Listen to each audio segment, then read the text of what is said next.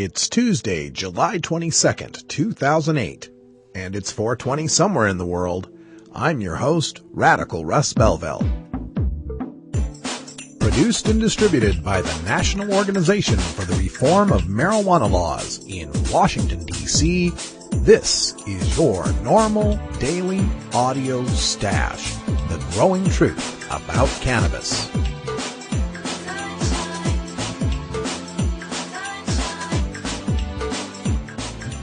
Welcome to the most popular podcast regarding marijuana in all of America and all the world, featuring interviews with scientists, politicians, doctors, prohibition policy activists, regular cannabis consumers, musicians, and NORML staff and NORML's board of directors, along with music and comedy no other podcast can offer. You can always find out more about our show at our website, stash.norml.org, and continue the education and conversation on our blog as well. We're ending marijuana prohibition with education, one listener at a time.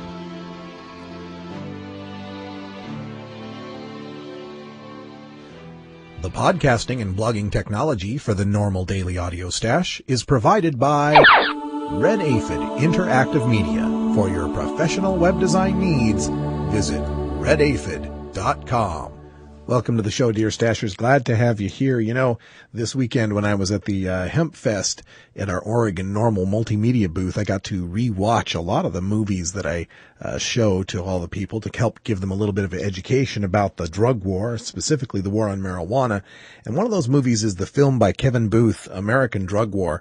Great documentary. It was on Showtime for a while, and we show it at the booth at the events.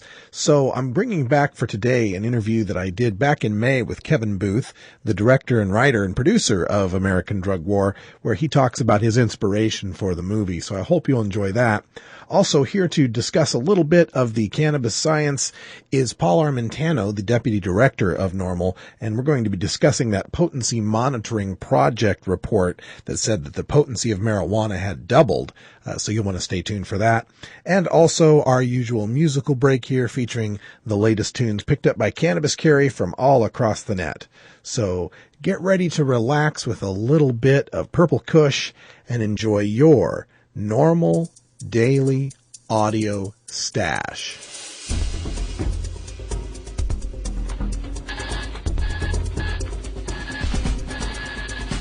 Now it's time to take a look at the latest stories about marijuana from news organizations across America and around the world in our NORML Daily Audio Stash, Hemp Headlines.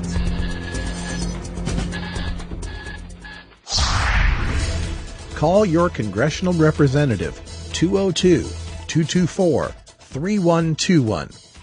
You want to get marijuana legalized? Then you have to do something about it. The first and easiest thing you can do is to get politically active. Now don't give me that, I don't want to be on a list garbage either. If you've gone this far, you're on a list. I'm kidding. Kinda. Well, under the Patriot Act and the new FISA amendments, who knows? And don't get fooled into believing your voice doesn't matter. Yeah, they're all the same. They're all bought out. We have no hope, yada, yada, yada.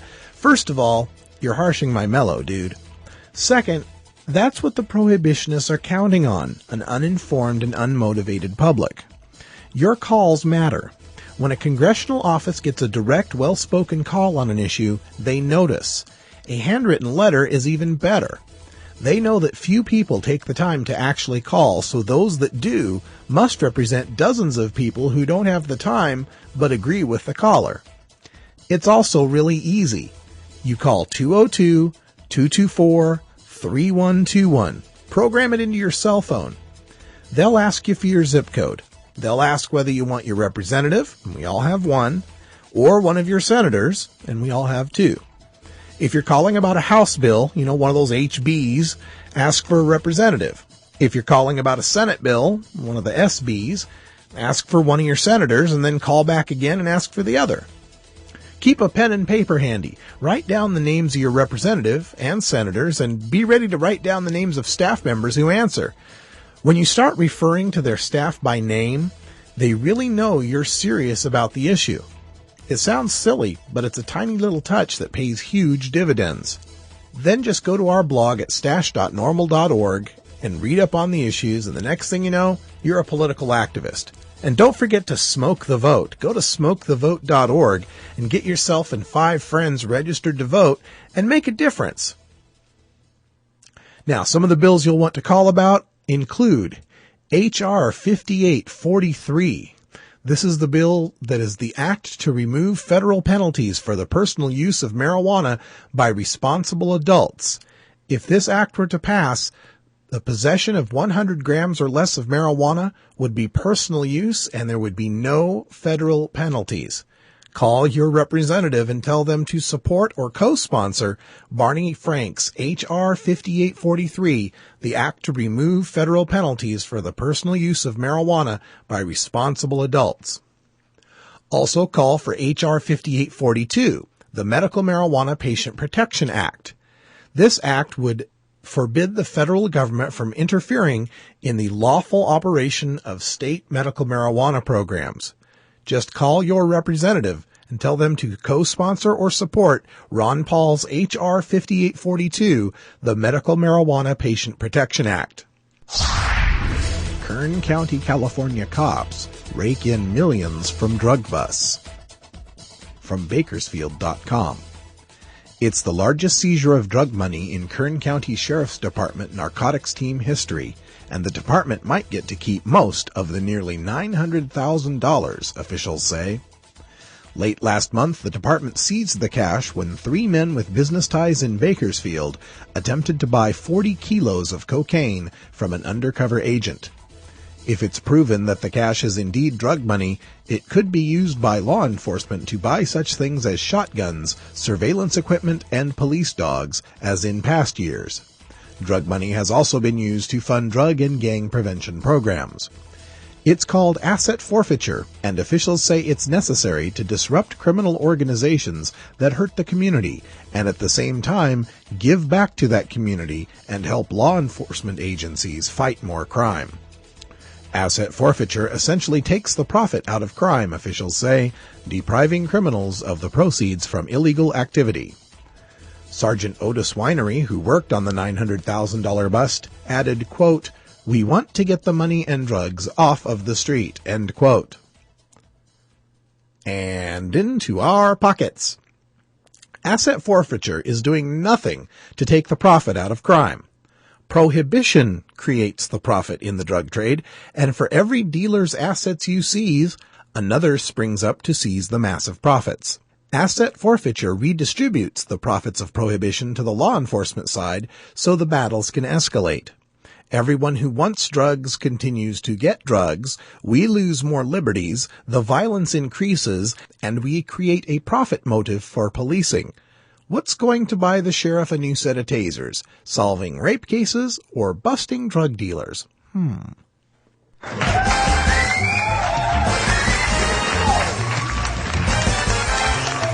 it's time to play Pass the Stash, where you can win cool prizes from NORML.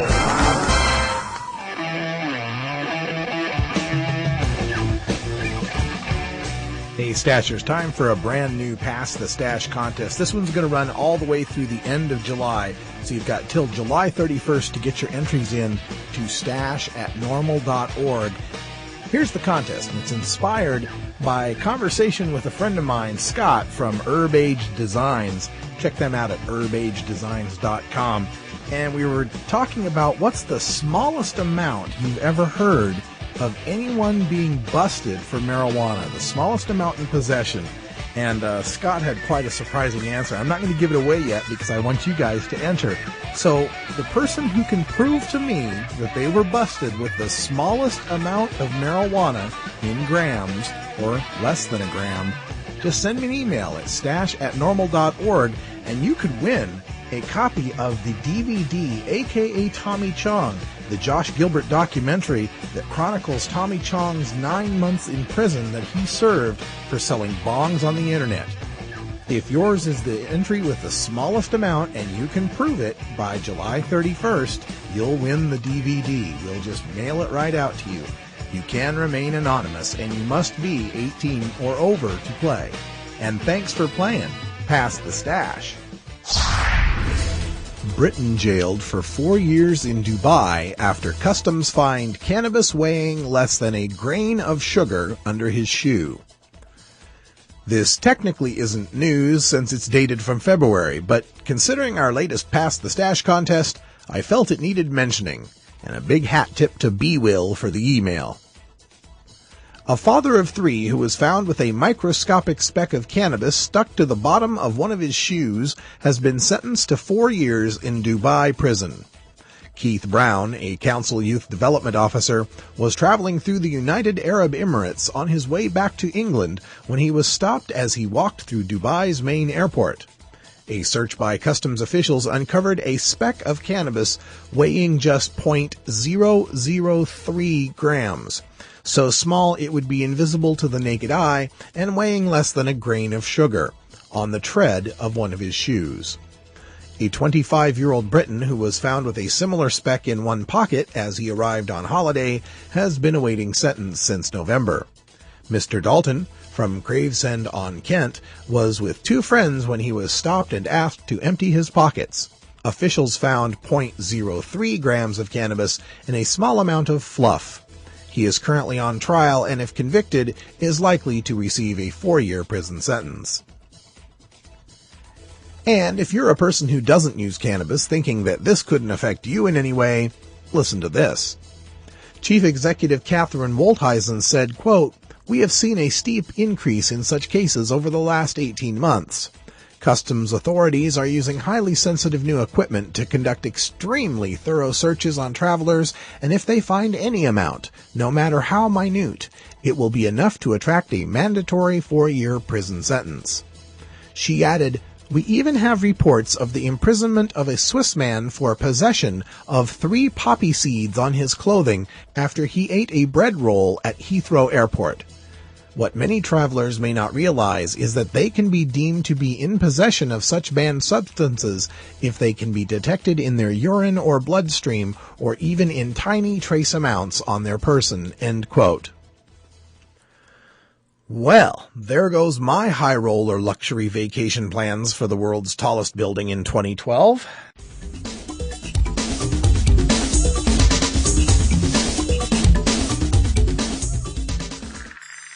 Hello, I'm Paul Stanford from the Hemp and Cannabis Foundation, or THCF. Medical marijuana is legal in 12 states today, and THCF has medical clinics in 6 of those states. Our physicians help qualified patients obtain an authorization for medical marijuana in their state. Patients are eligible for medical marijuana with a history of either severe chronic pain and or nausea, cancer, AIDS or HIV, hepatitis, glaucoma, seizure disorders like epilepsy, chronic muscle spasms as in multiple sclerosis or asthma, neurodegenerative diseases such as Alzheimer's, and gastrointestinal disorders like IBS or Crohn's disease. If you or someone you know has one of these conditions, our doctors will help them obtain a permit for medical marijuana.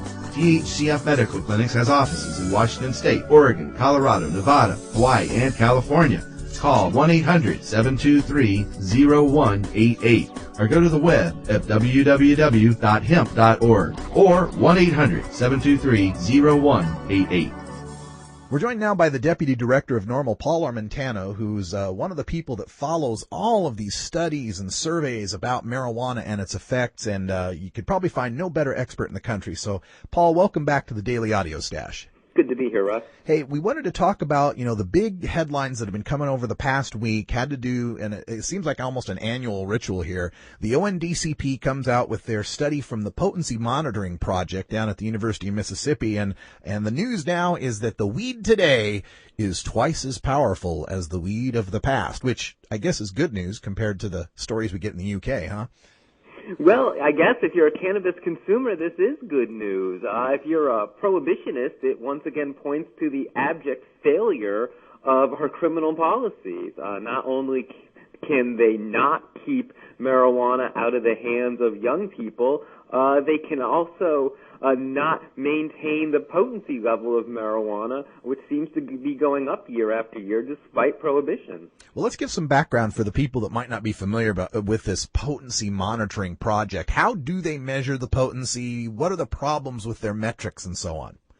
Well, it's a good point to bring up, Russ. I really think people need to take these numbers with a grain of salt. I mean, we can have some fun with them, but the bottom line is we are talking about an illegal commodity. And any time you're talking about an illegal product that exists solely in an underground black market, we are always simply making estimates. And this is an estimate from the federal government, and in my opinion, it's an estimate that is simply incorrect. The notion that the average potency of marijuana in this country is closing in on 10% is just absurd. That's far too high a number. Where the federal government gets this number is that they have law enforcement over the course of a year submit certain samples of seized marijuana to the University of Mississippi, and the University of Mississippi then measures those samples for potency. And they look at hash oil as well, they look at sinsemilla, they look at domestically grown marijuana, and they look at imported marijuana. But to take these numbers at face value is really absurd. For instance, this latest year, they sampled about 800 individual samples of domestically seized marijuana. Well, domestically grown marijuana makes up the bulk of the cannabis-consuming market in the United States. Yet, when you look at this study, the researchers actually measured twice as many samples of marijuana that was imported to the United States and seized by law enforcement. Now, that marijuana tends to, on average, be much stronger than domestically grown marijuana. You know, that alone skews the average. If this report actually was based on or weighted by the actual marijuana that was typically seized by law enforcement, which in this country, 99% of which is simply feral hemp, you know, the average THC for marijuana would be about, you know, under 1%. As it is, the domestically grown marijuana that they seized, the average THC level is only about 4.5%, a number that's stayed unchanged for about a decade or so. So to claim that it's actually closer to 10% because they included a large number of imported marijuana samples and ignored the larger domestic market, you know, it's just absurd. It's just a numbers game. You know, I thought that myself when I first saw the report and it was saying, you know, it was based on these seizures. It led me to think, well, seizures does not necessarily reflect what people are actually using, right? Exactly. And while I have no doubt that they did seize some samples and test them, and they were, you know, high potent strains of marijuana, it is not reflective of the overall market. In fact, you know, different branches of government can't even agree on this. You've got the Potency Monitoring Project putting out this report last week saying the average potency of marijuana in this country is around 9.5%, but then you've got the DEA, of all people, saying that the majority of marijuana grown in this country is simply low-grade commercial marijuana. They conducted their own survey several years ago where they looked at samples of marijuana that were seized by law enforcement over a period of about 4 or 5 years. They found that less than 2% of all the samples that were seized were high-potent marijuana. So, you know, here you've got differing branches of government. They can't even agree what the potency is. It also seems a bit misleading to me. You know, from year to year, they're grouping all of these different substances together, and we're talking from the swaggiest leaf and shake all the way up to the highest quality sinsemilla and hash oil. You know, mixing it all together and coming up with an average seems to me a bit like mixing together, you know, Pabst Blue Ribbon and Courvoisier and saying that the alcohol percentages have gone up. It seems very misleading to me. Yeah, you know, that's a fair point to make. You know, it is absurd. The number of seizures or the number of samples that are analyzed every year varies widely. You might have a few hundred samples one year. You might have a few thousand samples the next year. The source of the seized marijuana varies from year to year. One year you might have twice as many imported seizures as you might have domestic. Some years you might have almost no hash oil. Some years you might have a lot. Some years you might be measuring mostly ditchweed. Other years they may not be including hardly any ditchweed samples. So to try and draw year-to-year comparisons when the source of the marijuana varies so widely from year to year is just absurd. No self-respecting scientist would ever do it. Yeah, and I think you mentioned it earlier in the interview here. The important point would be the fact that it's in an illegal market. I mean, I can go to the store and choose between skim milk, 1%, 2%, or whole milk. I can go to the store and choose between beer or wine or whiskey and know exactly what I'm getting proof-wise in that alcohol. And in an illegal market, you're never going to get that. It seems to me if they're really worried about the potency, they should regulate it so that we can test the potency in the market. Of course, and as you know, Russ, most people actually prefer mild forms of marijuana. They don't go out and seek the highest, most potent forms of marijuana out there. Just like individuals that consume alcohol primarily drink beer. It's beer and wine sales that drive the alcohol market, not hard liquor. And it's the same concept when it comes to marijuana. The typical consumer looks for marijuana of a medium grade or mild potency. They're not looking for this extremely potent marijuana. And the consumer, as you noted, would be much happier if they actually knew the potency of marijuana going in and didn't have to guess or didn't have to take the word of a drug dealer.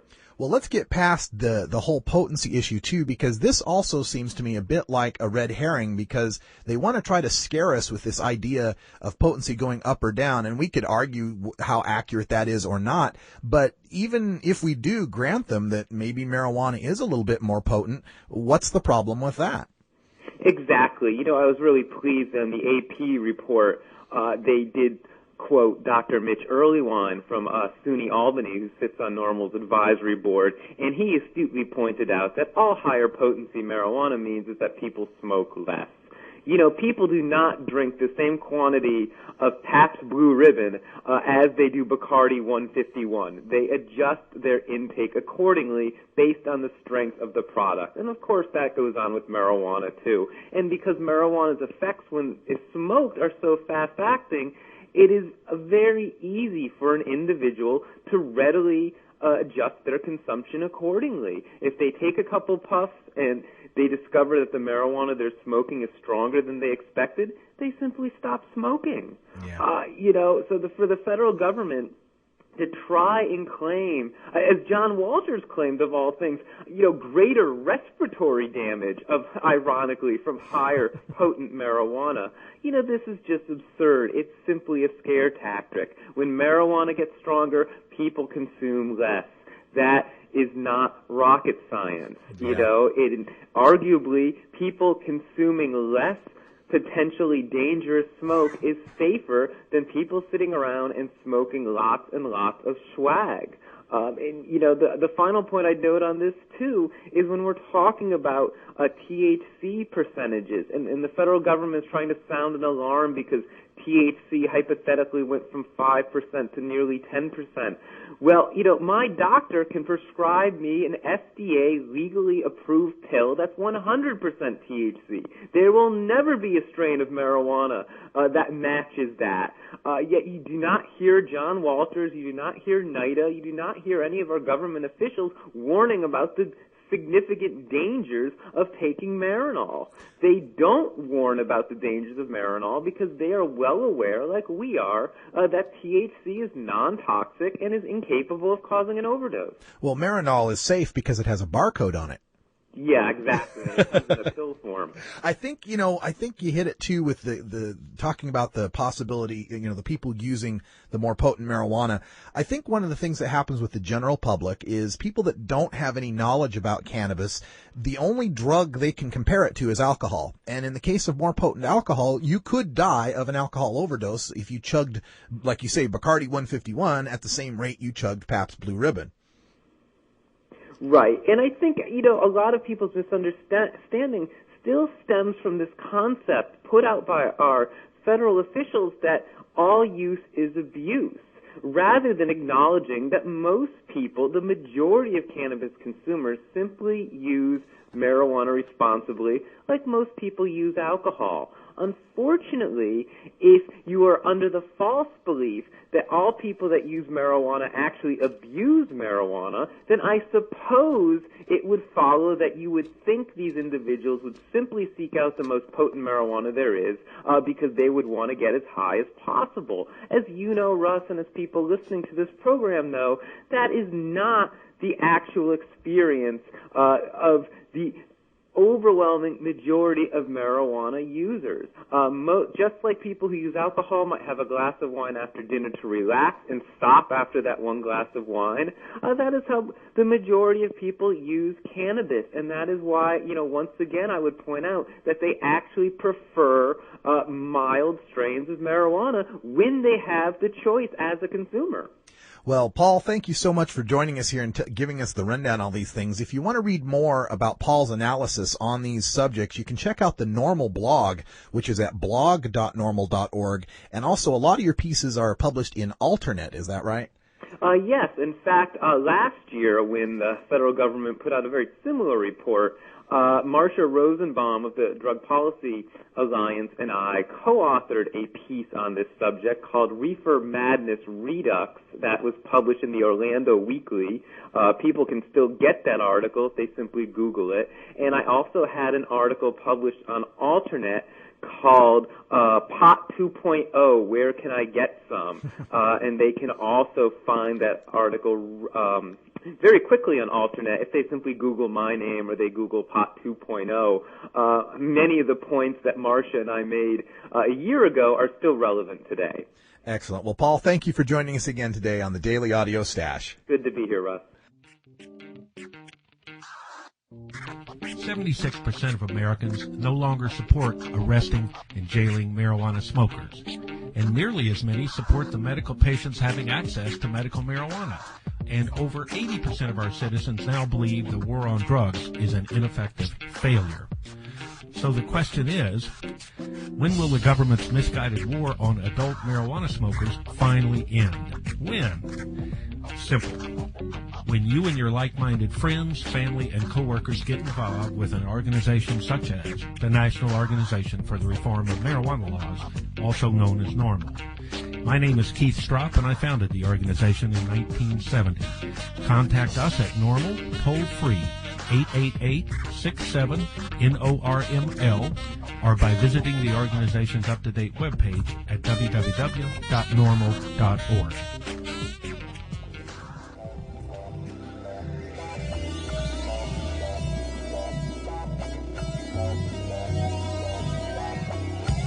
Here at the NORML Daily Audio Stash, we work hard to change our nation's marijuana laws through education and discussion. But we also take time to relax and unwind with an eclectic mix of pod-safe music from many independent artists. We look for music that speaks to the growing truth about cannabis, or music that speaks to broader themes of freedom, liberty, social justice, equality, and protest. To find out more about the artists and download the music you hear on this podcast, just log on to stash.normal.org. And if you'd like to get your music heard by the online cannabis community, just send us an email at stash@normal.org. Today on your musical stash, we get some very cool rock and roll from the UK with Fiberglass Heartthrob and their toker-friendly tune, Need to Get High. These rock and roll comedians played under the name the Beefy Skogs back in the 1990s and have been winning fans ever since. The geniuses behind FGHT are Andrew Lee and David Ewell, who describe their music as game show rock. Their sound can be described as a throwback to the early 80s Alice Cooper, minus all that crazy makeup. We all need to get high.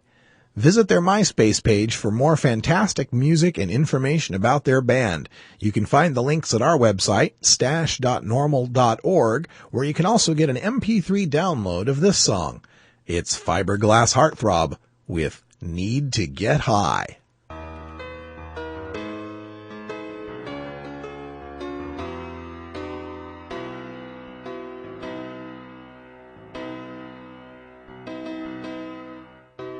When I was young,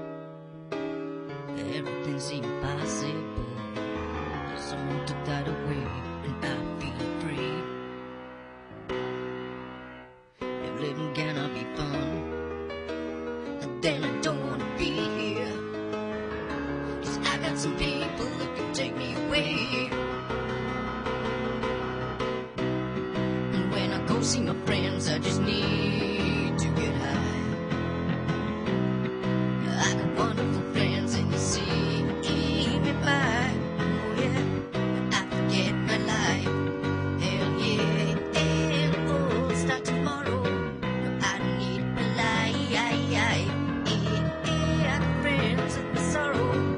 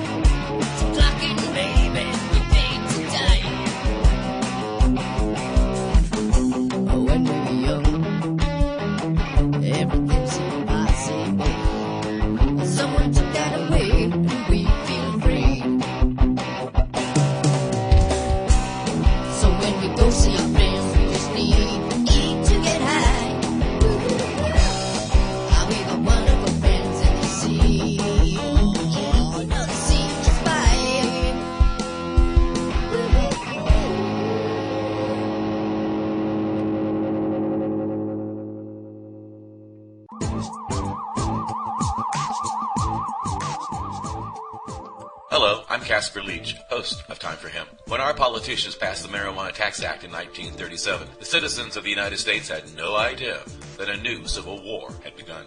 Now, after more than 7 decades of this war's escalation and spending well over $1 trillion of taxpayers' money, the result has been an arrest record of more than 37 million brothers and sisters for nonviolent drug offenses. Every year, we choose to continue this war. We do so at the cost of well over $69 billion. Add to this, we are building prisons faster than we are building schools. In fact, the prison industry is now one of the fastest growing industries in the United States. We must end this civil war. We can with your help. Please join LEAP, the Law Enforcement Against Prohibition, and become part of the solution to ending the war on drugs. Go to leap.cc and find out how to become a member.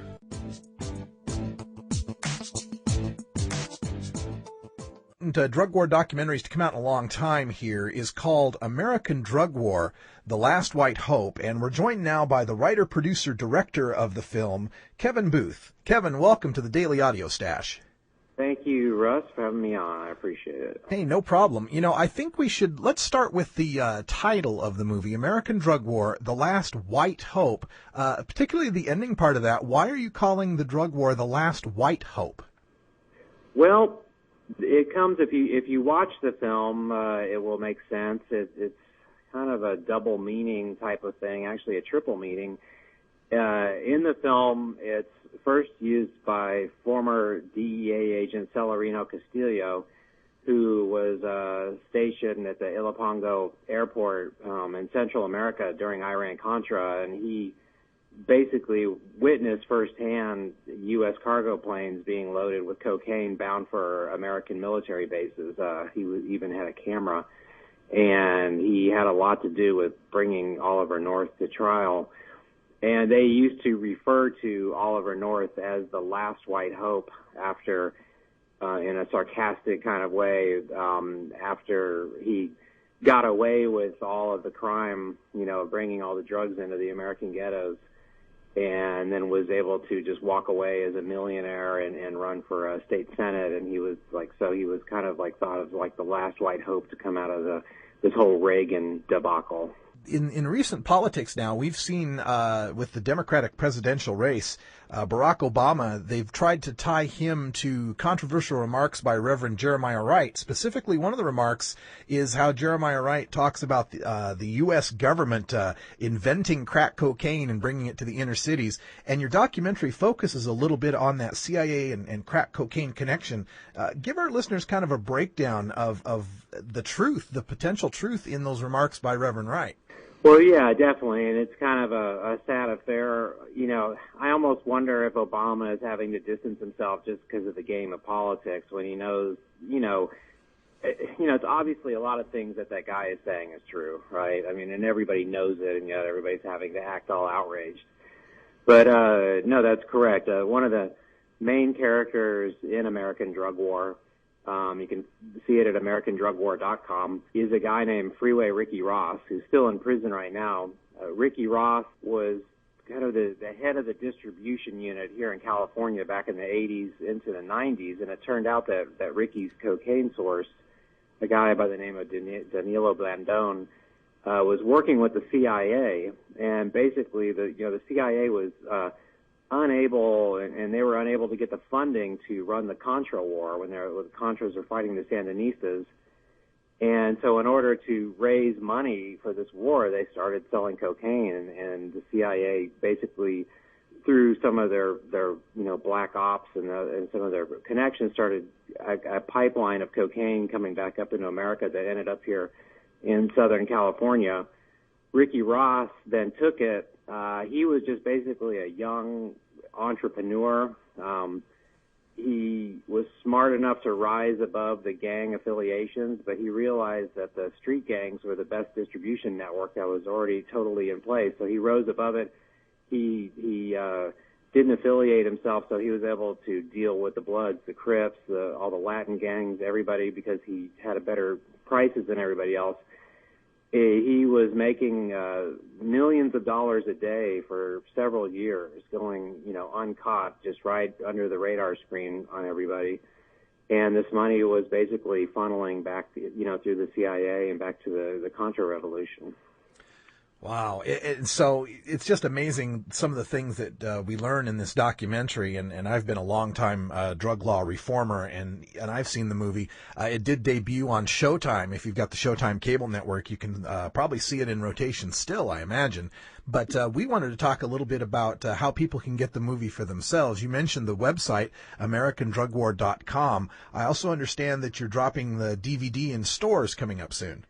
Yeah, it'll be in many stores. I'm not sure which all ones now. It's getting kind of squeezed to the pipeline right now of distribution. The official street date is May 27th, coming out through Passion River Films. I'm not sure, it should be in many stores out there, but you can find it on Amazon already. And of course, if you go to AmericanDrugWar.com, we're actually running a deal right now in support of Barney Frank's bill, where if you buy one DVD for yourself, we will, for no extra charge, send a DVD in your name to the congressman, senator, or state representative of your choice in support of the Barney Frank bill.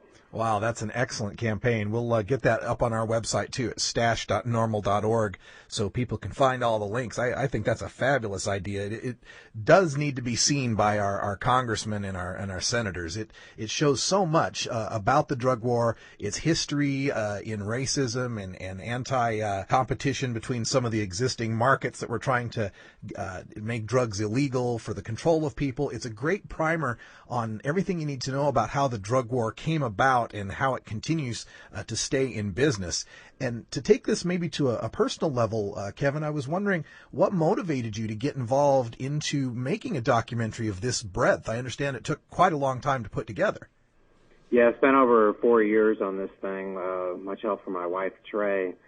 But, my original thing, my close friend, Bill Hicks, who is a popular comedian who's been dead now over 13 years, he died of cancer. I can't, you can't definitely link his cancer back to his cigarette smoking, but, and I know he has cancer in his family, but I just, he's one of those guys where he smoked and drank so hard and so bad that I just know that if he hadn't have been such a heavy smoker, he would have lived longer, at least, if he'd maybe not still be alive today. Cut to a few years after that, my brother, who was 9 years older than me, suffered from schizophrenia. He passed away due to a brain seizure brought on by taking his legal doses of pharmaceutical drugs. Actually, he was ordered by the court staff to take these drugs. He didn't have a choice, and these drugs ended up giving him brain seizures. This was not recreational use. This was just the use that he was supposed to be doing. Cut to several years later, my mother dying of liver failure due to alcohol, and then a few years later, my dad dying from cigarettes and alcohol. And my parents were the corporate World War II generation, the martini lunch. My dad was the board of directors of a big corporation, so forth. These were, very responsible people. But, seeing my parents, drink to the point where if I was to have ever done drugs and gotten anywhere near as intoxicated as they used to get every day, they would have, locked me in a mental institution. So growing up as a child, just the hypocrisy of being able to watch my parents just get swacked on booze every night, and then at the same time having them talk about how the Beatles were evil because of how they introduced drugs and how it got my brother hooked on drugs and, the evil scourge of drugs while they're, we're down in their Dewar Scotch and vodka. So it's just the hypocrisy of how we have these corporations that are allowed to sell the alcohol, tobacco, and pharmaceuticals that kill almost 1 million Americans a year, while at the same time we have almost over 1 million Americans sitting in prison for nonviolent drug offenses. It's just ridiculous.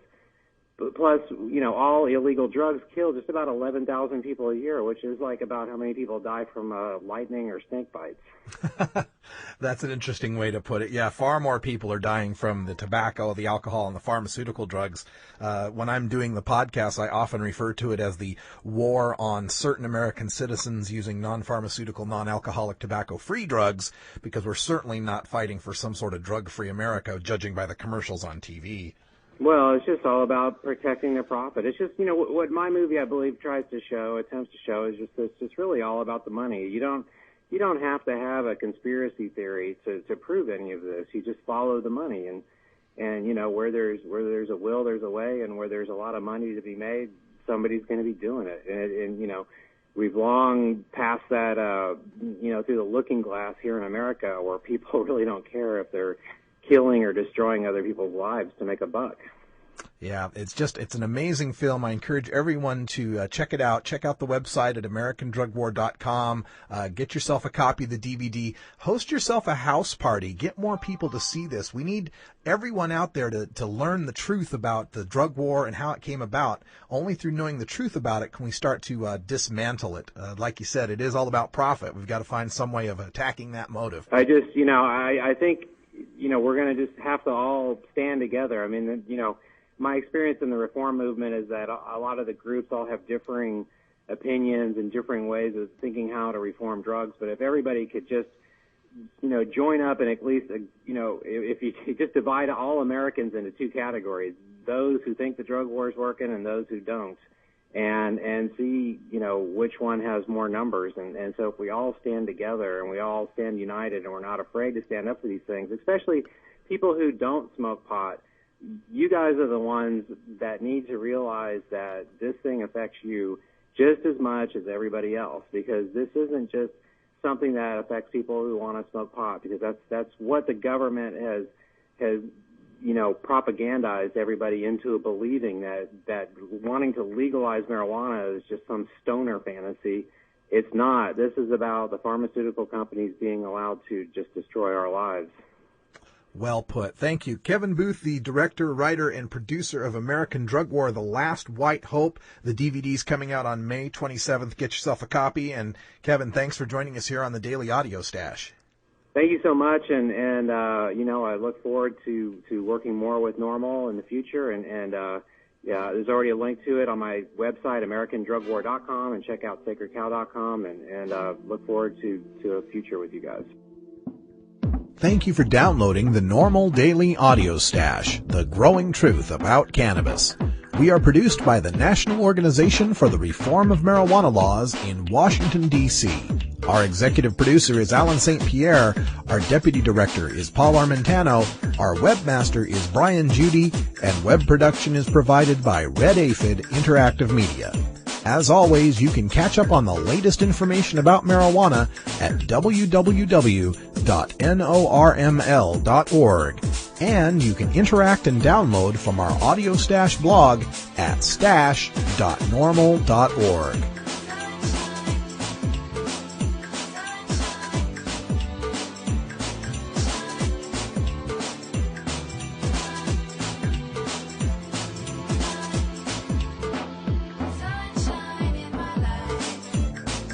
For everyone here at NORML, I'm your host, Radical Russ Belville, hoping all your harvests are bountiful and your encounters with law enforcement are non-existent. We leave you today with another one of our cannabis quotes. This one comes from Thomas Jefferson, the former president, founding father, and well-known hemp farmer, who said, quote, "When governments fear the people, there is liberty. When the people fear the government, there is tyranny." End quote. Something really to think about as we all prepare to protest our government and fight for these laws that we need to have changed is that the government needs to fear us. They need to fear our voices, and they need to realize that we are becoming the majority. It's a point in time now where there may be more people in the United States who have smoked marijuana in their life than haven't. It's coming to a tipping point, and we're going to be there to make it happen. I'm Radical Russ. Thanks for joining us for the podcast, and join us tomorrow for our Hemp Day Hump Day, more cannabis science and a discussion with Dr. Mitch Earlywine. And until next time, take care of each other, tokers.